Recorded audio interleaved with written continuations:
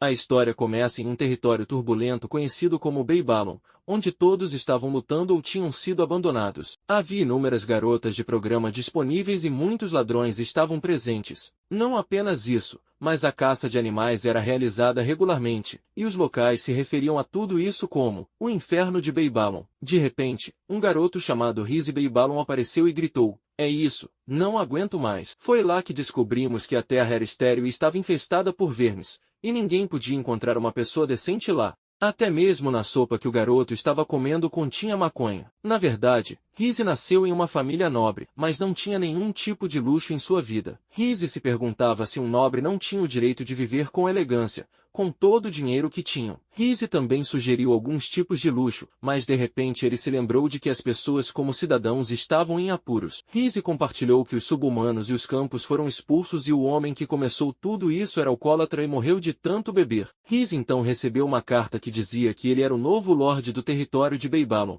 Ao ler isso, ele ficou furioso, pois nunca imaginou que se tornaria um Lorde em tão jovem idade. Rizzy também compartilhou que só possuía magia de cura. Em comparação com seus pais, eles podiam usar tanto magia ofensiva quanto defensiva, o que os mantinha ilesos. No entanto, nesse ritmo, ele temia que fosse expulso pelas pessoas cruéis daquele lugar. Rizzy corria de um lado para o outro em estado de tensão como um novo Lorde. De repente, alguém quebrou a parede de sua casa e Rizzy ouviu uma voz anônima perguntando se ele era o novo Lorde. A pessoa anônima também compartilhou que estavam cansados dos nobres e estavam lá para tomar a casa de Rizzy. Rizzy se perguntava o que estava acontecendo e por que estavam de repente atacando. Uma pessoa do grupo explicou que até agora eles tiveram que fugir dos nobres por causa de sua magia ofensiva, mas agora que Rizzy não podia usar magia, eles tinham a vantagem. Ouvindo tudo isso, Rizzy começou a se perguntar se eles estavam realmente ali para prejudicá-lo. Ele considerou se humilhar diante deles poderia funcionar, mas apesar de estar assustado, Rizzy conseguiu manter sua compostura. Ao ver Rizzy calmo, as pessoas que vieram para prejudicá-lo ficaram apreensivas, questionando se a notícia da incapacidade de Rizzy de usar magia era falsa. Essa incerteza se transformou em raiva. O homem partiu para cima de Rizzy, compartilhando que tinha perdido o braço devido aos nobres que o haviam cortado enquanto ele trabalhava como jardineiro. Ao testemunhar isso, Rizzy ficou assustado e, de olhos fechados, usou sua magia de cura para tentar ajudar. Ao ver a magia de Rizzy em ação, todos ficaram chocados. O homem que pretendia prejudicar Rizzy ficou surpreso, pois sua mão começou a se regenerar, voltando à sua forma original. Ele não conseguiu conter sua alegria ao ver seu braço crescer de volta. Rizzy ficou furioso consigo mesmo por sua tolice, percebendo que usou sua magia para curar um inimigo. De repente, o homem agarrou a perna de Rizzy, fazendo com que ele ficasse ainda mais aterrorizado. No entanto, ele conseguiu manter sua compostura e não mostrou nenhuma reação externa. Do nada, Rizzy ouviu o homem agradecendo a ele. Uma pessoa começou a murmurar sobre como um nobre usou sua magia de regeneração em um plebeu, questionando como isso era possível. Outra pessoa se manifestou expressando incredulidade, pois nunca tinha visto membros sendo regenerados por magia de cura antes. Rizzy viu a oportunidade de se salvar ao declarar que era o Lorde deles e prometeu curá-los. Ele prosseguiu usando sua magia de cura para curar todos os outros que estavam presentes. Após serem curados, todos ficaram cheios de gratidão e começaram a agradecer a Rizzy. Rizzy percebeu que este era um ponto de virada para ele, já que a população local estava gravemente ferida e, ao curá-los, ele poderia potencialmente fazer de todos seus aliados. Rizzy decidiu estar ao lado bom de seus cidadãos e nomeou essa transformação de a Ascensão dos Senhores das Terras Baixas. A cena então mudou para alguns dias depois, onde uma garota ficou na beira do território. Ela estava lá para verificar o novo Lorde, um nobre que estava usando sua magia de cura para ajudar os plebeus. Rizzy compartilhou as opiniões públicas sobre Beibalon, referindo-se a isso como o território mais desafiador do mundo. Era um lugar onde pessoas feridas não tinham para onde se refugiar. No entanto, era hora da situação mudar, já que Rizzy recentemente ajudou a curar o último residente deste território. Os dois últimos indivíduos estavam radiantes e maravilhados com as habilidades mágicas de Rizzy, expressando sua admiração ao elogiar sua natureza compassiva. Rizzy, por sua vez, mencionou modestamente que, se isso significasse a melhoria de seu território, Era um esforço pequeno para ele. Na verdade, Rise se pegou pensando se suas ações eram apenas para autopreservação e para forjar alianças enquanto vagava por seu território. Uma pessoa se aproximou dele ansiosa para compartilhar algo, mas Rise a interrompeu dizendo que já entendia. Rise então usou sua magia de cura na pessoa, que foi milagrosamente restaurada. O indivíduo expressou gratidão e mencionou planos de voltar ao trabalho. Rise não pôde deixar de contemplar a utilidade de sua magia em tais situações, mas também sentiu uma sensação de felicidade sabendo que poderia levar uma vida mais confortável com o apoio deles. De repente, alguém perguntou se ele era o Sr. Rise. Quando Rise se virou para identificar a pessoa, ficou chocado com sua beleza requintada e figura graciosa. Ele perguntou sobre ela, e a jovem se apresentou como Alicia. Ela explicou que tinha algumas perguntas que queria fazer a Rise. Rise concordou em responder às perguntas de Alicia.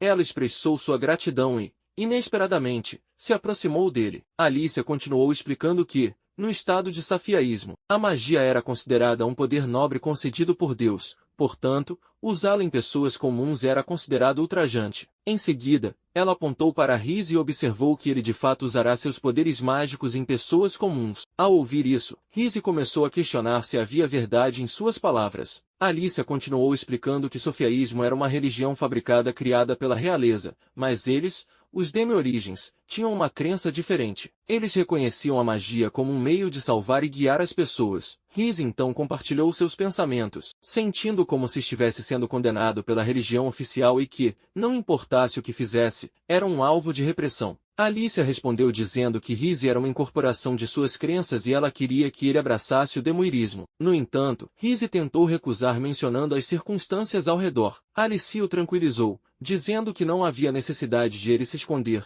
pois já havia muitos crentes dentro do território, aproximadamente 100 deles. Essa revelação deixou Rise chocado. Sobrecarregado com essa notícia, Rise segurou a mão de Alicia e perguntou se podia se juntar ao demoirismo, mesmo que isso significasse começar na posição mais baixa. O rosto de Alicia se iluminou de alegria e ela prometeu dar a ele 2 assentos no topo da pirâmide. Na realidade, Rise apenas expressara seu desejo de tornar o território um lugar mais isolado. Ele então informou a Alicia sobre uma casa antiga nos arredores da cidade que ela poderia usar para estabelecer uma igreja. Ao ouvir isso, Alicia ficou cativada e compartilhou que até agora eles haviam sido tratados como pegões pelos nobres, mas agora, com Rise como seu Messias, eles se sentiam escolhidos e empoderados. Rise não pôde deixar de se sentir radiante, pois tudo parecia estar se encaixando de acordo com seu plano. No entanto, ele ficou surpreso ao ouvir Alice instruir algumas pessoas a se apresentarem e saudá-lo. Para sua surpresa, um número substancial de pessoas saiu do esconderijo, revelando suas identidades e expressando sua disposição de seguir o comando de Alicia. Rise ficou ligeiramente chocado ao descobrir que Alicia era a líder deles, mas ela o tranquilizou, dizendo que todos estariam sob seus cuidados. A cena então mudou para alguns dias depois, quando Alicia conversava com outros sobre como Rise tinha sido um nobre genuíno que ajudava todos os plebeus, enquanto os outros nobres não passavam de indivíduos desagradáveis e desprezíveis. Rise observava maravilhado enquanto percebia o que sua irmã estava tramando. Apesar de sua imensa popularidade entre os plebeus, o número deles havia crescido significativamente. Eles até conseguiram reconstruir a antiga casa de reuniões por meio de sua magia e trabalho árduo. Além disso, eles o consideravam como seu Messias. Diante disso, Rise tomou a decisão de explorar essa situação para seu benefício pessoal. De repente, alguém o chamou, e quando Rise se virou, viu Afro. Rise compartilhou com Afro que havia percebido que ele havia se tornado ainda mais forte. Afro respondeu, acreditando Rise por sua nova força. Em seguida, Afro informou a Rise que haviam encontrado um problema e perguntou se ele poderia se juntar a eles para resolvê-lo. Durante a jornada deles, Rise aprendeu que um grupo de homens-fera estava tentando assumir ilegalmente o controle do matagal. Afro também revelou que esses homens-fera eram do país que eles haviam desmontado 2 anos atrás. Rise assegurou a Afro que consideraria o que poderia fazer, mas no fundo, estava cheio de medo com a perspectiva de confrontá-los e igualmente ansioso por abandoná-los após sua chegada. Afro perguntou sobre a situação e uma pessoa na área respondeu explicando que não houve mudanças. Os homens-fera ainda controlavam o matagal e observavam de perto seus movimentos. Ao observarem a área, perceberam uma presença significativa de homens-fera. Rise mencionou que conseguia sentir uma forte corrente de hostilidade entre eles. Afro expressou suas dúvidas. observando que entre os homens-fera provavelmente havia crianças, mulheres e idosos que talvez não fossem lutadores. Ele questionou se deveriam adotar uma abordagem confrontacional. Rhys rejeitou firmemente a ideia de confronto direto, escondendo seu medo de uma batalha com os homens-fera. Em vez disso, ele instou todos a tentarem um diálogo pacífico. Ao observar a multidão de homens-fera, ele contemplou o uso potencial de suas habilidades mágicas para influenciar a situação. Rhys afirmou sua posição como Senhor de Beibalon e expressou seu desejo de conversar com o representante deles. No entanto, suas intenções foram interrompidas quando uma flecha passou raspando por ele e se cravou no chão. Rhys ficou chocado com a ameaça súbita. Cada pessoa presente se adiantou para proteger Rhys do perigo em potencial. Uma jovem mulher-fera emergiu e instruiu todos a ficarem em silêncio. Ao pousar os olhos sobre ela, Rhys foi momentaneamente cativado por sua beleza impressionante. A jovem mulher-fera explicou que havia tomado uma ação defensiva porque suspeitava que as intenções deles de iniciar uma conversa eram apenas um pretexto para a decepção. Rhys fez uma tentativa sincera de persuadi-la de que sua única intenção era oferecer ajuda aos feridos deles. A jovem mulher-fera, ainda cética, preparou outra flecha e expressou sua crença de que seu país nunca havia estendido ajuda a eles. Acusou Rhys de estar mentindo descaradamente e soltou a flecha. Rhys tremia de medo enquanto a flecha se aproximava dele, mas para seu alívio, Afro a interceptou e questionou a audácia da jovem mulher-fera em atacar seu senhor, o Sr. Rhys, não uma, mas duas vezes. Enquanto isso, um homem-fera idoso tentou persuadi-la de que não havia mais nada a perder. As pessoas de Beibalon ficaram furiosas com a flecha e atacaram os homens-fera, iniciando uma briga acalorada. No entanto, a briga foi rapidamente interrompida quando Alicia chegou à cena e implorou a todos que cessassem as hostilidades. Ao ver Alicia, a jovem mulher-fera perguntou se ela era uma sacerdotisa sofianista. Alicia então revelou que era uma demuirista, e entendia o ceticismo dos homens-fera em relação à aristocracia corrupta do país. No entanto, ela enfatizou que o Sr. Rhys era o Messias deles e acreditava que ele encontraria uma solução para seus problemas. A jovem mulher-fera reuniu todos os homens-fera feridos, avisando a Rhys para ser cauteloso para não fazer movimentos bruscos ou suspeitos. Rhys então chegou e começou a usar sua magia de cura para cuidar de seus ferimentos, para a surpresa da jovem mulher-fera e dos outros. Todos começaram a se curar gradualmente, um por um. Alicia ficou profundamente impressionada e expressou sua gratidão abraçando Rhys. Rhys explicou que usar a magia diariamente tornou-se algo natural para ele, exigindo pouco esforço consciente. A jovem mulher-fera ficou perplexa com a situação, surpresa que um nobre realmente os estava ajudando. No entanto, Rhys esclareceu que ele ainda não tinha terminado e que o que eles tinham testemunhado não era a solução final para o problema deles. Rhys fez a oferta para os homens-fera se tornarem seus súditos e residirem em seu território.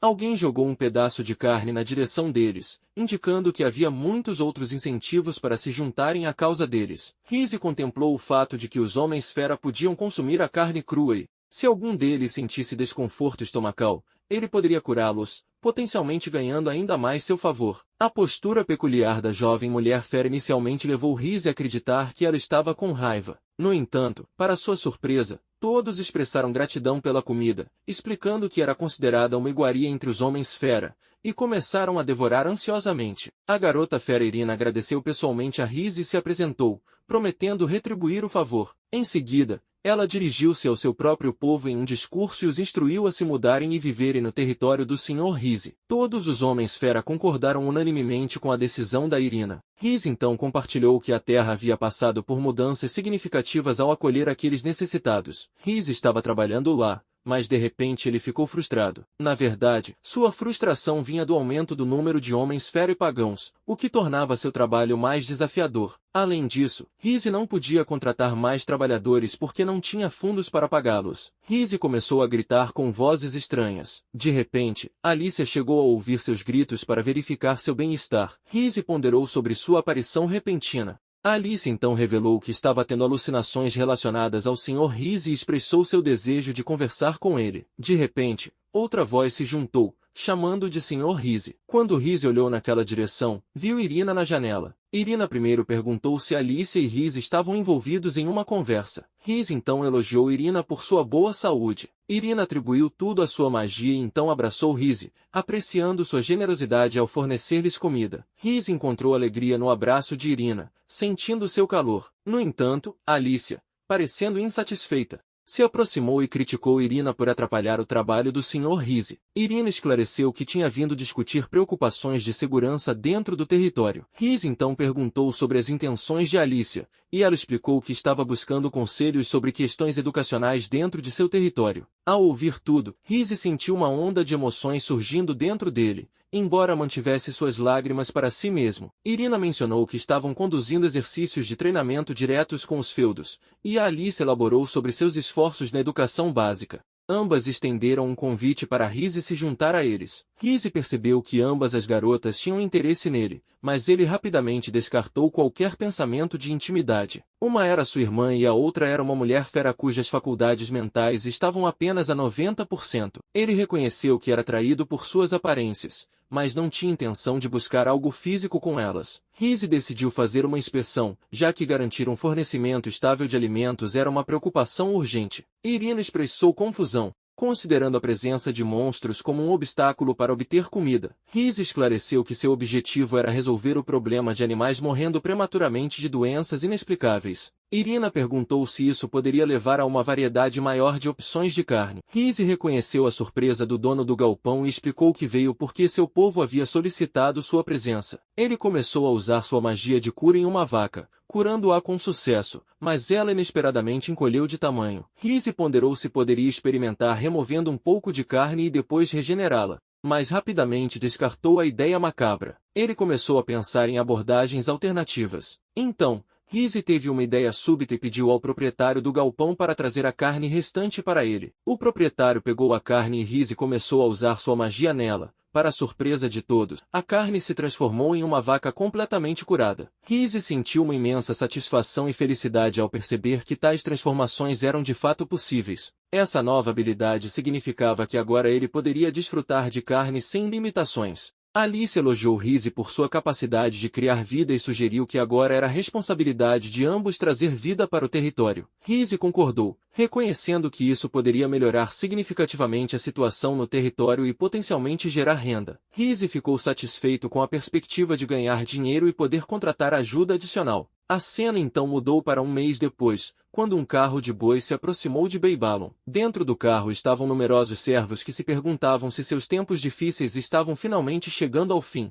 A carruagem avançava rapidamente pela paisagem em direção a Beibalon com grande pressa. Dentro dela, 5 servos estavam engajados em conversa enquanto faziam sua jornada. 3 jovens garotas também estavam a bordo, adicionando uma sensação de curiosidade à sua expedição. Um dos servos se encontrava ponderando os eventos que se desenrolavam, questionando por que as circunstâncias haviam tomado esse rumo específico. Enquanto conversavam entre si, suas preocupações em relação a Beibalon surgiram. Eles acreditavam que o Senhor de Beibalon era um maníaco com uma reputação sinistra, frequentemente chamado de o fazedor de carne moída. Surgiram especulações de que seu sucessor poderia herdar esse legado sombrio. Lágrimas brotaram nos olhos de um servo, impulsionado pelo desejo de um novo começo, um recomeço limpo. No entanto, a realização de que tal desejo poderia permanecer não realizado surgiu. As conversas dentro da carruagem continuaram a girar em torno dessa aspiração elusiva. Eventualmente, um dos servos propôs que eles deveriam tomar as rédeas da situação, tentando aumentar suas chances de escapar das garras de um nobre, se matando. De repente,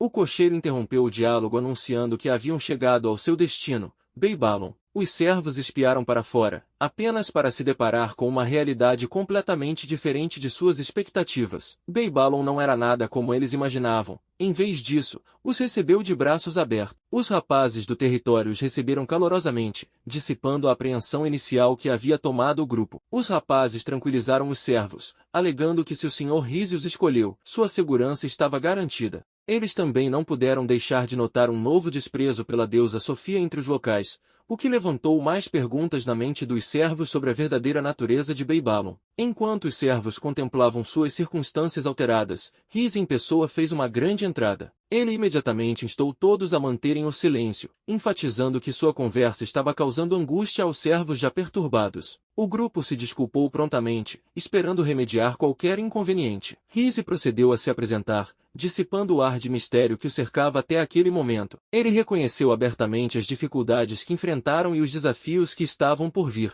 Em uma reviravolta surpreendente, Rizzi revelou que seu plano envolvia reabilitar os humildes servos e oferecer empregos como trabalhadores. Essa revelação deixou os servos perplexos e surpresos, pois nunca tinham imaginado uma interação direta com um nobre, muito menos uma oferta tão generosa. As próximas ações de Rizzi deixaram os servos ainda mais chocados. Ele solicitou silêncio mais uma vez, e com um aceno de sua mão, empregou suas habilidades mágicas em todo o grupo. Os servos observaram maravilhados enquanto suas feridas curavam milagrosamente, deixando-os revitalizados e capazes de enfrentar qualquer desafio que surgisse. O servo mais jovem não conseguiu conter sua curiosidade e perguntou sobre a natureza dessa incrível magia, questionando se tinha origens divinas. A generosidade de Rizzi continuou quando ele declarou que agora eles serviriam como criadas em sua mansão. Ele nomeou Alicia para supervisionar os servos recém-contratados. Os rapazes do território se aproximaram do grupo, oferecendo suas garantias e solidificando o senso de segurança que estava ausente até então. Em meio a todas essas mudanças,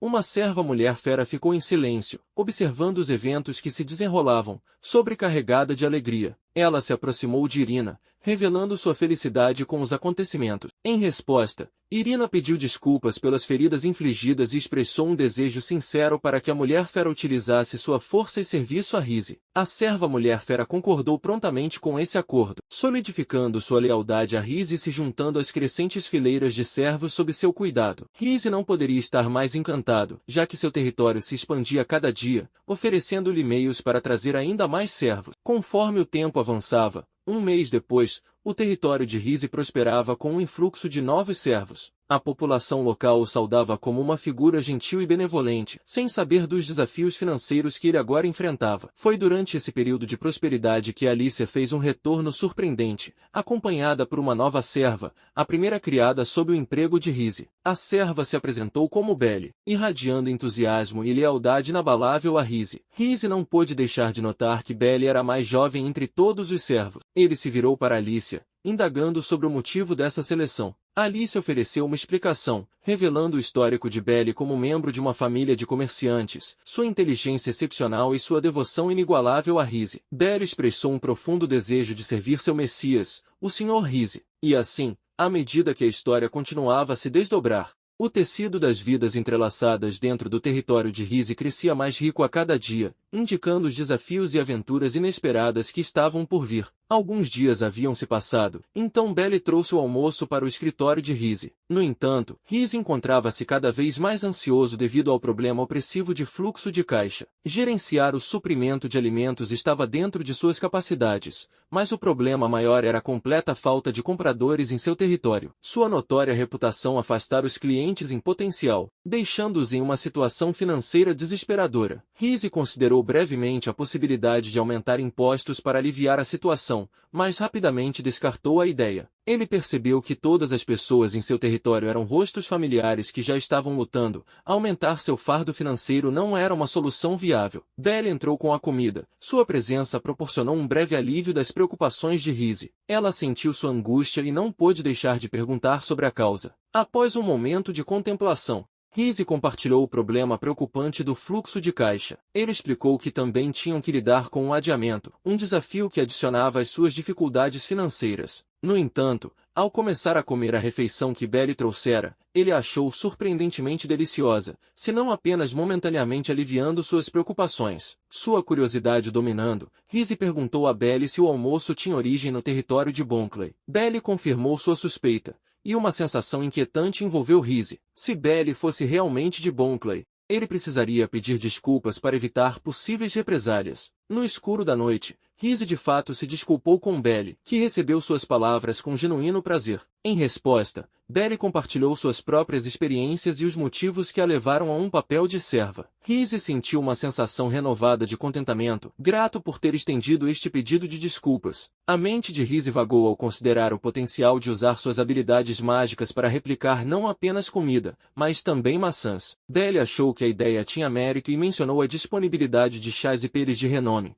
estimulando ainda mais ideias na mente de Rizzi. Com uma nova inspiração, Rize elaborou um plano para vender mercadorias do território de Bonclaw localmente, sem revelar sua origem. Ele instruiu Belle a reunir todos, e ela o fez entusiasticamente. No meio da empolgação, Belle perguntou se as ações de Rize eram motivadas por sua preocupação por eles, e ele silenciosamente reconheceu a verdade por trás de suas palavras. Ele de fato estava agindo para garantir tanto pagamento quanto segurança para si mesmo. Belle elogiou Rize, observando que a crença de Alicia de que ele poderia se tornar um grande rei tinha validade. Embora os elogios de Alicia deixassem Rize desconfortável, ele expressou sua gratidão enquanto alertava o grupo a permanecer discreto. A última coisa que ele queria era ser percebido como um rebelde. Belle assegurou a Rize que garantiria sua discrição. Mais tarde, em uma reunião à meia-noite na igreja, o trio, incluindo Alicia e Irina, discutiu os planos e pensamentos de Rize. Alicia e Irina confessaram estar cientes das habilidades mágicas de Rize e do potencial de lucro ao copiar e vender itens de outros territórios. Eles discutiram a expansão de seu exército adquirindo mais servos, enquanto Belle destacou a verdadeira preocupação de Rize com o bem-estar deles. Irina expressou abertamente seu desejo de que Rize se torne seu rei, um sentimento compartilhado por Alicia. Eles também discutiram o desempenho das outras criadas, com Belle observando a necessidade de mais ajuda qualificada. Alicia aproveitou a oportunidade para expressar seu desejo de ser a parceira de Rize, citando seu status como a primeira dele. Irina, em um tom brincalhão, provocou Alicia sobre seus atributos, deixando Belle e Alicia envolvidas em uma brincadeira descontraída. À medida que a conversa tomava um rumo engraçado, Alicia sugeriu brincando que a provocação de Irina era uma forma de sedução. Belle, com um tom firme, interrompeu sua troca brincalhona, lembrando-os da importância de sua missão e da necessidade de discrição. A cena então mudou para o território de Bonclaw 2 meses depois, onde o Sr. Jacob estava lidando com um problema significativo. Ele confrontou seu guarda Klaus sobre alguém vender produtos de seu território sem permissão. Apesar das negativas de Klaus e da falta de provas concretas,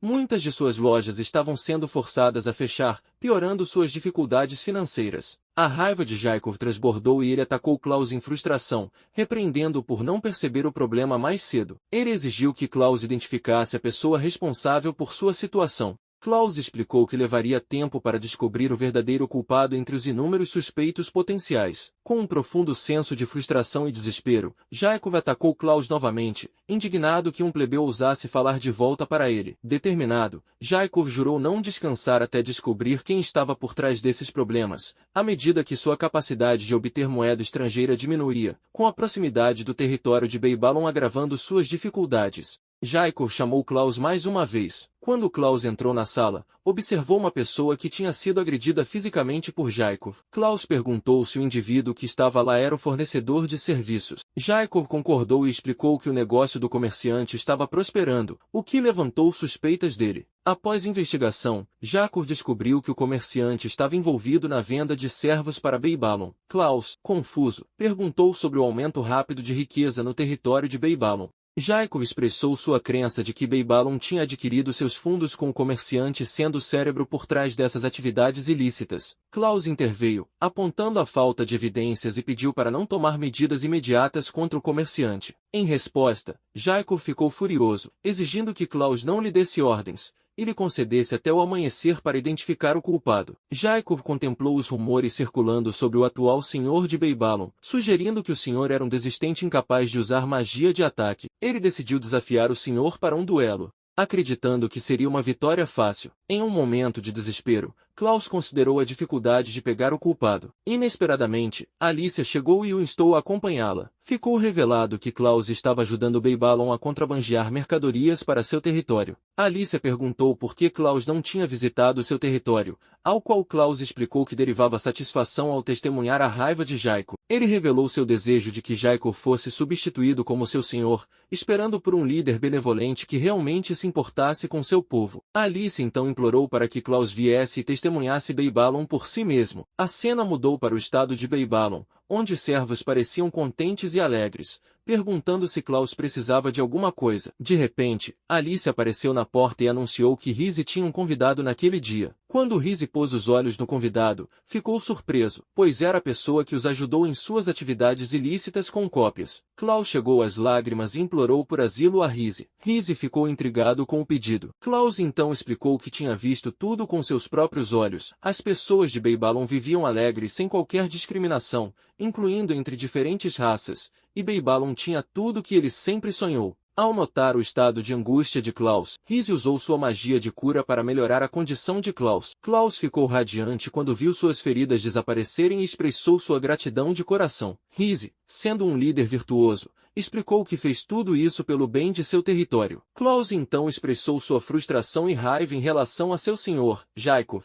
Acreditando que Jaikov via seu povo como meros animais, Klaus estava disposto a fazer qualquer coisa por Rizzi, mas Rizzi insistiu que Klaus deveria descansar primeiro, reconhecendo o cansaço de tudo. Klaus, preocupado com a segurança de Rizzi, o advertiu a ser cauteloso, pois Jaikov estava contemplando um duelo com Rizzi com a intenção de matá-lo e destruir Beibalon. Rizzi foi consumido pelo medo e pelo pavor com a ideia do duelo com Jaikov. No entanto, na frente de todos, ele escondeu seu medo e projetou uma aparência de confiança, fingindo que não tinha objeções sobre o próximo duelo. Observando o comportamento de Rizzi, Klaus ficou preocupado e considerou se tudo estava realmente bem. No entanto, Bela interveio, impedindo Klaus de questionar Rizzi mais profundamente. Reconhecendo que Rizzi estava imerso em pensamentos, planejando para o futuro com sua inteligência, Rizzi rapidamente instruiu Bela a reunir todos, declarando ser uma emergência, e pediu a Klaus que adiasse seu descanso temporariamente. Ele então dirigiu-se às pessoas de Beibalon,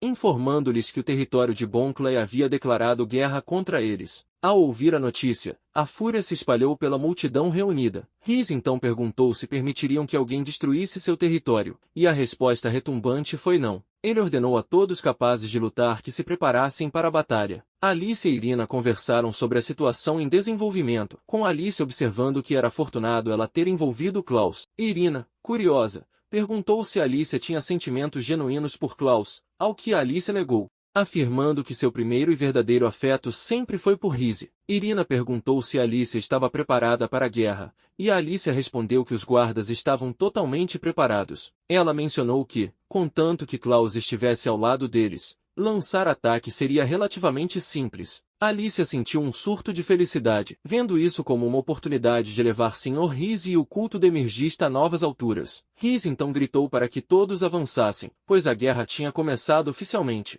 Por outro lado, os residentes do território de Bonclay estavam bastante insatisfeitos com Jakov. Uma multidão se reuniu do lado de fora da casa de Jaikov, questionando por que o criminoso ainda não havia sido capturado e perguntando sobre suas ações. A tensão no ar era palpável, com acusações sendo lançadas como flechas. A frustração da multidão atingiu o ápice e eles começaram a atirar objetos na casa de Jaikov. Dentro da casa, o coração de Jaikov disparava de medo enquanto ele refletia sobre por que estavam o acusando quando o verdadeiro culpado era o Sr. Rizzi, cujas habilidades mágicas estavam prontas para serem usadas, uma ferramenta poderosa que poderia acalmar a raiva da multidão. No entanto, ele hesitou, ciente de sua situação precária entre os nobres. Em meio a esse tumulto, uma pedra atingiu Jaikov na cabeça, aumentando ainda mais sua raiva. Furioso, ele se aproximou da janela gritando que já havia chegado longe demais. Com um aceno de mão, ele convocou golems, ordenando que confrontassem os cidadãos comuns. Os golems, massivos e imponentes, começaram a atacar a multidão.